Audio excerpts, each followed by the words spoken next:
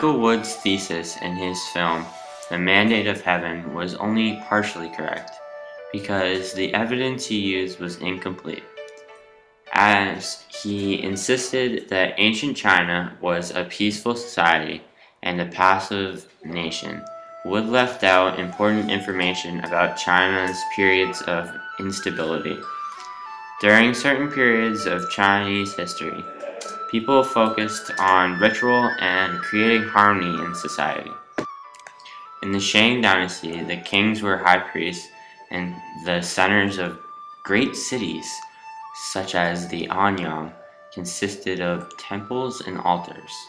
These factors showed Michael Wood was correct in stating that ancient Chinese culture valued belief systems and ritual.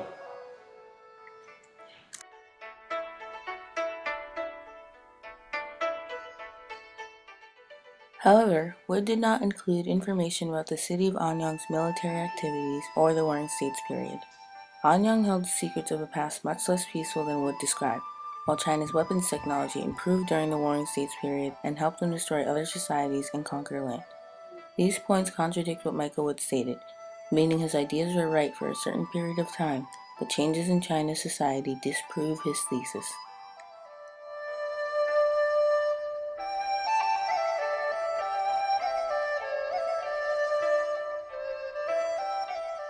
Michael Wood was somewhat right in saying ancient China was a peaceful society.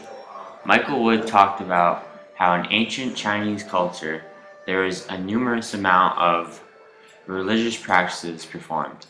During the Shang dynasty, large palaces and temples were built. Within these buildings, sacred religious ceremonies were performed.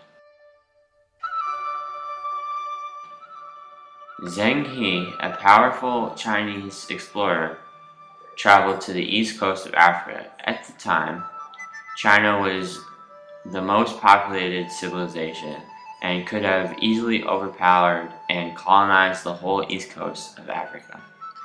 Instead, China exchanged gifts and traded with the societies they discovered on the African east coast.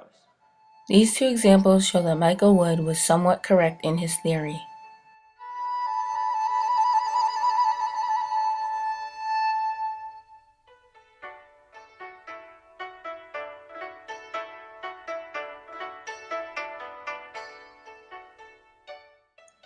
In his film, Michael Wood refers to the ancient Chinese city of Anyang as the beginning of Chinese history.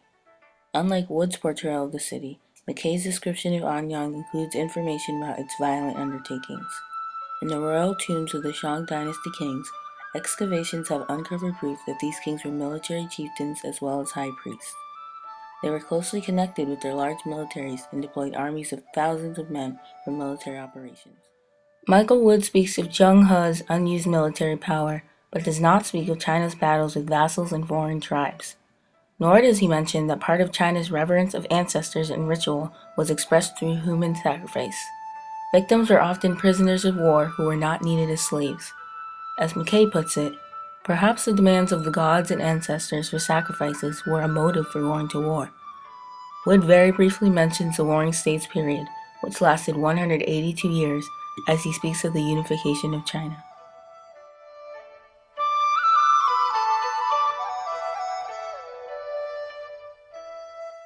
This time period was an important part of China's history because it helped shape their military prowess, but Michael Wood barely mentions it. During this time, states began using the crossbow, armor, horses, and chariots in their attempts to gain an advantage over one another. Overall, this was a period of time during which China was much less focused on creating harmony in their society and more focused on being powerful.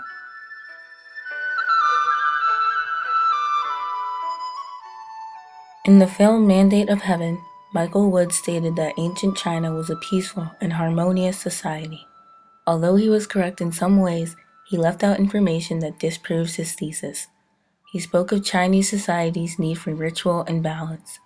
However, Wood failed to mention China's strong military history, which would disprove his thesis. He also failed to explain the Warring States period, a substantial part of China's history. By leaving out this important information, he left the film incomplete.